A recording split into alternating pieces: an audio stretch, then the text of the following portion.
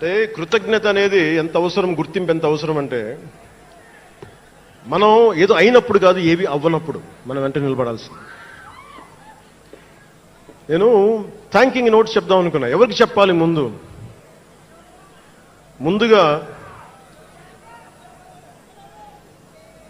ఈ సభా వేదిక కోసం పారిశుద్ధ్య సిబ్బందికి, నా గుండెల్లో పెట్టుకొని గౌరవించే నా పారిశుద్ధ్య సిబ్బందికి ముందుగా మీ అందరికీ నా హృదయపూర్వక నమస్కారాలు, హృదయపూర్వక ధన్యవాదాలు. యాక్చువల్గా నేను అనుకుంది ముందుగా పారిశుద్ధ కార్మికులకి సన్మానం చేసి స్పీచ్ మొదలు పెడదామని.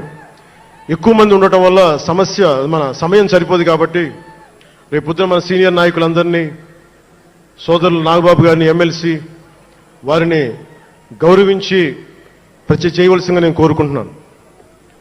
అలాగే దారి పొడవున శుభాకాంక్షలు తెలియజేసిన హోర్డింగ్స్ ద్వారా నా సోదరులు సోదరీమణులందరికీ, ప్రతి ఒక్కరికి, నాయకులందరికీ నా ధన్యవాదాలు. డిప్యూటీ సీఎం పేషి అధికారులందరికీ కూడా నా ధన్యవాదాలు. నా సెక్యూరిటీ సిబ్బందికి కూడా నా ధన్యవాదాలు. ఈ ఆవిర్భావ దినోత్సవానికి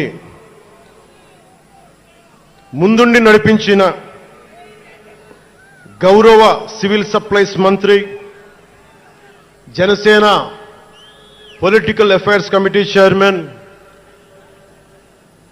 నన్ను కాలానికి నా పరీక్షలు పెట్టి కానీ ఒకసారి నిర్ణయం తీసుకున్న తర్వాత ఓడిపోయినా కానీ వెన్నంటే నిలబడ్డ నా సోదరుడు పిఎస్సి చైర్మన్, గౌరవ సివిల్ సప్లైస్ మంత్రి శ్రీ నాదెండ్ల మనోహర్ గారికి నా హృదయపూర్వక ధన్యవాదాలు.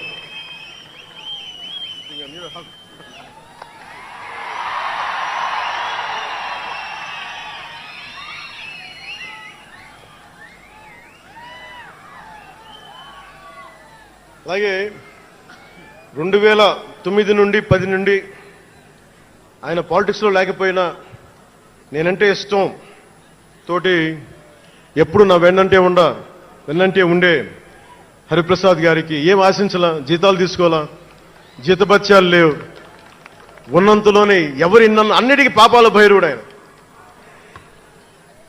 పవన్ కళ్యాణ్ ఆ నిర్ణయం తీసుకోలేదంటే ఈయన